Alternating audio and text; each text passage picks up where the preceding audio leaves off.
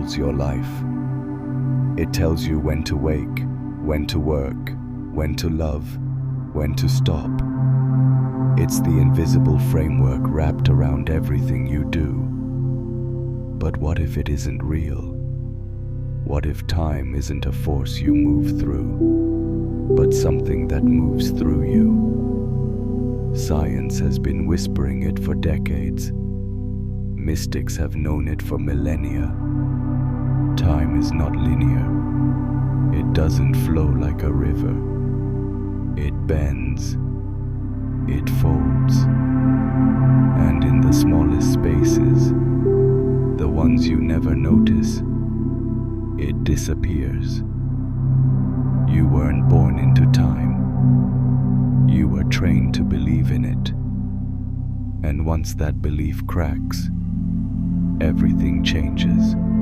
Let's begin with Einstein. He shattered the idea of absolute time when he showed that clocks tick at different speeds depending on gravity and velocity. Time isn't fixed, it's relative. That alone should have rewritten everything, but most people never questioned it. Then came quantum physics. Entangled particles, separated by vast distances, react instantly, as if time doesn't exist between them. The cause doesn't come before the effect. It just is. Events don't wait in line. They overlap. They echo. They loop. So ask yourself, if time behaves differently depending on perspective, then whose time are you living in? This illusion isn't just scientific, it's psychological. The mind breaks life into past, present, and future so it can make sense of what it sees. But that's not how reality moves. Your brain stitches moments together like a film reel, one frame at a time. But between the frames, there's stillness, a gap, a silence. That's where the truth hides. Meditators, mystics, and near-death experiencers all say the same thing. When the mind stops, time dissolves. There's no clock, no countdown, just presence. A vast now that holds everything at once. The past isn't behind you. The future isn't ahead of you. It's all here, layered and alive. So why the illusion? Because time is the perfect prison. It gives you the feeling of movement while keeping you in place. It creates urgency, regret, anticipation, powerful forces that keep your attention away from now. And attention, as you already know, is creation. If they can pull your awareness into a past you can't change, or a future that doesn't exist, they control what manifests now. The matrix isn't just digital, it's chronological, and the only way to exit it is to stop chasing the clock. Think about déjà vu, or dreams that predict, or moments that feel like they've already happened. Time doesn't explain these things. Presence does. Reality is layered. What you call the present is just the slice your senses can handle. But your awareness, your true awareness, can touch multiple layers at once. That's why your memories change over time. Why some events seem to stretch and others vanish. You're not moving through time. You're tuning to it, like a radio dial. And when you tune out of belief, you tune into freedom. This is why silence feels timeless, why awe suspends the moment, why children who haven't been fully conditioned can spend hours in minutes. Time only holds power when you agree with it. The ancients didn't measure time like we do. They followed cycles, patterns, rhythms. They didn't see life as a line, but as a spiral, eternally returning, endlessly unfolding.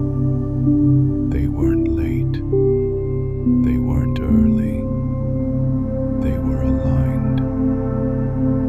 We lost that, and in losing it, we fell under a spell that keeps you running towards something you already are. So here's the real mind bender. If time isn't real, then age isn't real, then history isn't linear, then destiny isn't fixed. You've been told you're running out of time, that you're behind, that you're late.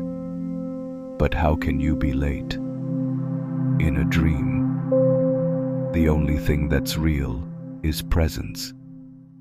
And the more you anchor into it, the more fluid the world becomes. Doors open without effort. Answers arrive before questions. People appear as if summoned, not because you controlled time, but because you exited it. Scientists now talk about the block universe, the idea that all time exists at once, that your birth, your death, your next decision are all happening simultaneously. You're not moving through events. You're becoming aware of them, frame by frame. This isn't fate. This is freedom. Because if it's all happening, then your consciousness is the director. You choose which moment to enter, which reality to align with, not by force, but by attention. Time isn't chasing you, it's responding to you. Scientists now talk about the block universe, the idea that all time exists at once, that your birth, your death, your next decision are all happening simultaneously. You're not moving through events. You're becoming aware of them, frame by frame. This isn't fate. This is freedom. Because if it's all happening, then your consciousness is the director. You choose which moment to enter, which reality to align with, not by force, but by attention. Time isn't chasing you, it's responding to you. So the next time you feel like time is slipping, ask yourself, whose time is this? Who benefits from your urgency? Who built the clock you live by? And then, step back.